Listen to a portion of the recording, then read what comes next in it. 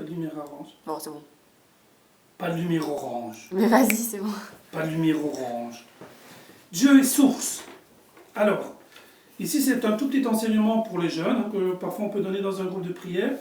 Donc, ici je vous montre des sources. Alors cette source-là, quand on la voit, c'est toujours la même chose. Hein, les tentations, les illusions de bonheur et tout. Quand on voit cette source, on se dit c'est super, les couleurs, l'eau est transparente, on aurait vraiment envie d'y plonger. Mais quand on regarde un petit peu autour, on se rend compte le désastre.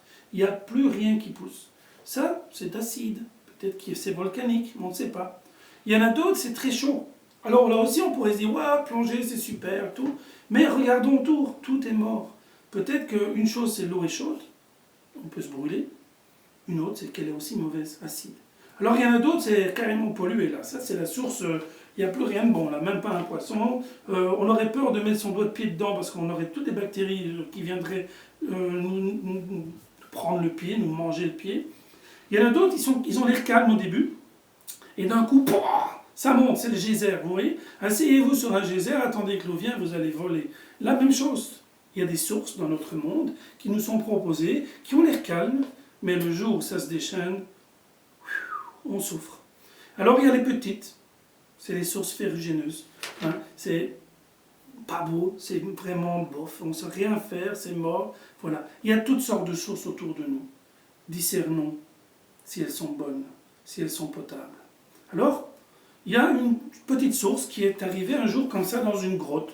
Ça s'est passé en 1858, dans ces années-là, avec une petite Bernadette, qui est maintenant une grande sainte, Sainte Bernadette. Et elle aussi, elle a été comme ça confrontée à une source.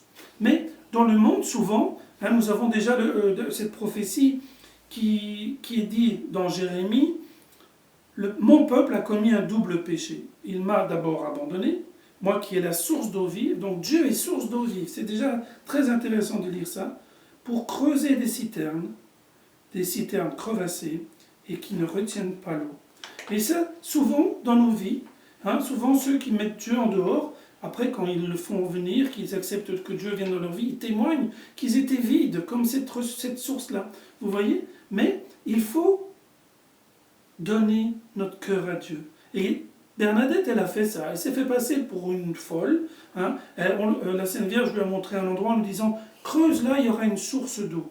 Elle aurait pu dire « Non, j'ai honte » ou « Non, j'ai pas envie qu'on voie que ceci ou que cela ». Elle s'est dit « Voilà, moi je vais faire confiance. Je vais donner mon oui à Dieu à travers ce que la Sainte Vierge me demande et je vais le faire ». Alors, quand on cherche Dieu, c'est pas comme ça. Ça vient pas d'un coup. Parce que comme je vous dis, Dieu... il veut être sûr qu'on veut vraiment le rencontrer. Et il attend. Et le jour où c'est le bon moment, il vient tout de suite. Il n'attend que ça, mais il ne veut pas gaspiller sa grâce, si on peut dire ça comme ça. Et alors, nous, on doit creuser. On commence le trou, et c'est dur. Il faut bouger les cailloux. Il faut parfois vraiment donner un bon coup. C'est ce qu'on appelle la conversion. Parfois, ce qu'on fait, c'est... Et alors, petit à petit, quand on creuse, on se rend compte que la terre, à un moment donné, devient humide. Et puis, on continue à creuser, hein, encore un gros caillou. Qu'est-ce qui se passe un peu après? C'est que cette humidité devient une boue. Et au plus on creuse, au plus l'eau apparaît, jusqu'au moment où on peut la boire. On voit très bien ça avec l'image. Ça arrive à un moment donné où c'est boueux. On se dit, bon, on pourrait peut-être arrêter, c'est peut-être inutile, mais à un moment donné, on peut s'abreuver à la source. Et alors, j'aimerais vous lire cette histoire, qui est l'histoire de la Samaritaine. On peut faire un temps de prière aussi après. Hein.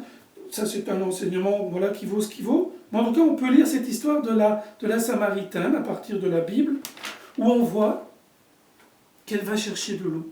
Elle va chercher de l'eau à midi, parce qu'elle a honte. Hein. C'est une femme un peu, enfin voilà, peut-être de mauvaises mœurs, comme on dit. En tout cas, à midi, personne ne va chercher de l'eau au puits. Tout le monde sait ça. Et donc, elle y va pour ne pas avoir de soucis. Pour ne pas avoir de honte, pas avoir de critique. Et Jésus est là, fatigué. On voit toute l'humanité du Christ qui est là, au bord de ce puits. Combien de personnes sont au bord du puits et souffrent de soif, alors qu'ils n'ont qu'à se baisser et boire? Combien de personnes peuvent dire ils ont été chrétiennes toute la vie, mais jamais d'expérience de Dieu? Jamais n'ont vécu une rencontre avec Dieu. Jamais n'ont pu vraiment dire, moi si je cherche Dieu, si je vais voir à la messe, c'est parce que j'aime Dieu.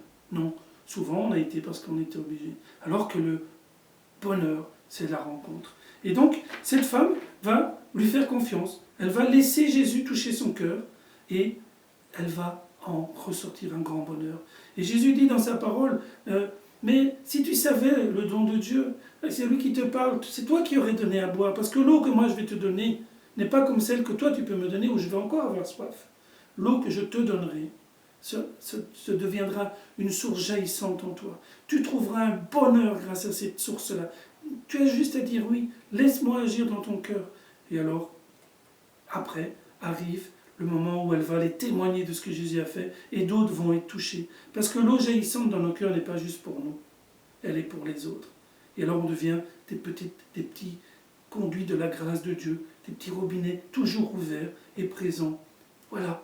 Alors Jésus, il ne veut pas grand-chose, il dit, moi tout ce que je veux, c'est que tu me donnes ton cœur. Et lui, il lui dit, ben d'accord, je te donne mon cœur. Il faut faire confiance en Dieu. Et Sainte Bernadette, qu'est-ce qu'elle a fait? Par un petit oui, par plein d'humiliation.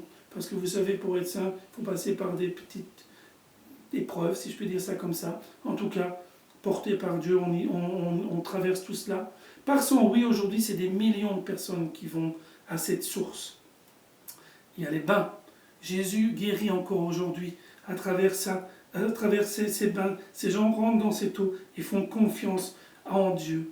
Voilà, c'est pas magique, évidemment. Tout le monde guérirait alors, mais on se poserait des questions. Tandis que là, ça arrive. Parce que la vraie guérison n'est pas d'être en bonne santé, c'est d'être en Dieu, de trouver Dieu dans le face-à-face ultime.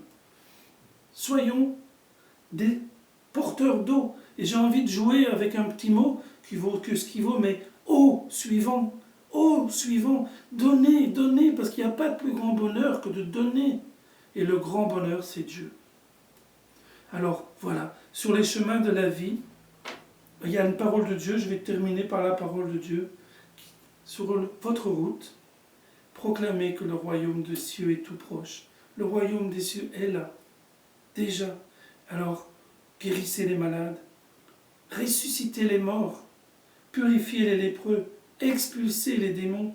Vous avez reçu gratuitement, donnez gratuitement. Et tout est là.